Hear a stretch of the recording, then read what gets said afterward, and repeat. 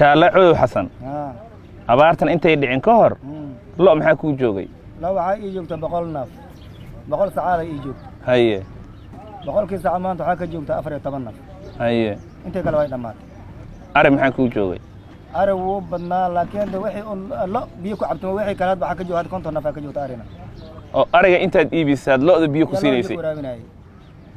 waa gartay wixii asaga ila saacada la 300 kun baa liwilay 300 kun oo Kenya liwilay waa lacag la 3 kun oo dhimata 3 kun oo dollar 3 kun oo dollar muddada hadda aad abaarta ku jirteen ee aad xoolahaas biyaha u dhaaminaysay waa imisa bilood 7 bilood waay soon markii soo far baa abaarta aan bilaabay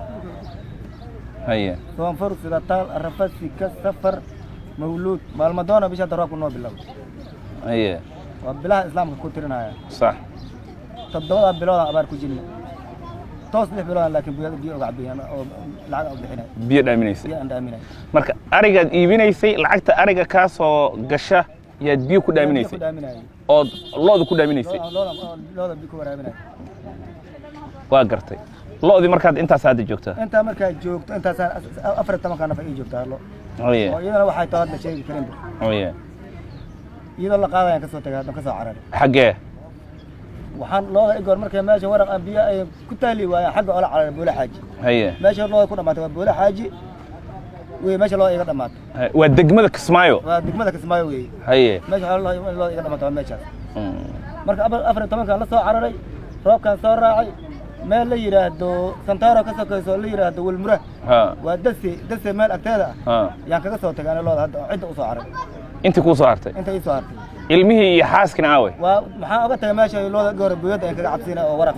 ariga iyo uga tagay cid waraq waa degmada Badhaadhe waa degmada Badhaadhe iyadana ay xisaabsan tahay waraq doobley goorma timid doobley xalay labaan bari haye waxaan imaada qamiisti shalay soo jimca ma ahayn qamiisti daraadan imaada doobley haye okay maxaad ka soo doontaa halkan dib ay soo cararsiya gaajo majaaco deentii oo leeyahay oo deentii lacagtii leeyahay waa u soo cararay ilmihiyo gaajaysan waxaan siinaa waayo oo baabaayna waan u imaaday ma ku istaagan ba markaan looda ka imaado ilmaha imaado hal abiyaan bariyo haye waan ka soo cararay maxaa ku qorshe adeer haddana waxaan u soo cararay on meeshan tolka jooga iyo hay'adda u soo cararay haye wixii ay qaban kartaa ay qabato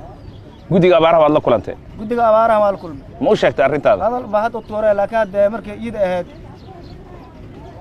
maanta uu imaad maanta horteed ma aan arkin ba guddiga abaar mana garanaynin meesha hadda maanta imaadina codsi waa un geystay codsiga wixii ka dambeeyay aad u baa ila soo kulantay waxaan ku weydiiyey carruurta waa imisa 9 waay meeqa jir u yar 4 jir baa u yar kan u weyn waa imisa 15 jir carruurtaas noloshooda waxay ku tiirsaneed xoolaha laba ilaahay inoo looda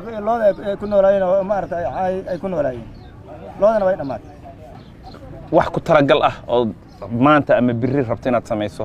ma carruurtaad doobley keeni ma qaxootiyadaad geli ma barakacyaasha doobley baad rabtaa inaad ku soo biirto carruurta xaggeed rabtaa inaad geyso nolol baa ka horeysa horta in ilmaha horta in nolol igu qaado waan jeclaa haddii la heli karo dabeecadda hadda markaan tago ilmaha in nolol anaa soo guuriba doobley baan soo aaday meel kale ma aaday ajira aan meel kale garanayba male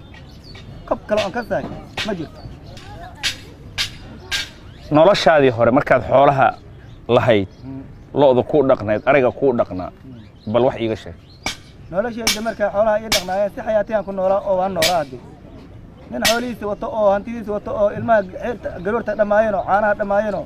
u safranayo raashin u keenayo shaa u keenayo magaalo aaday baan ahaa nin xayaato ku noolaa lahaa oo hantidiisa wata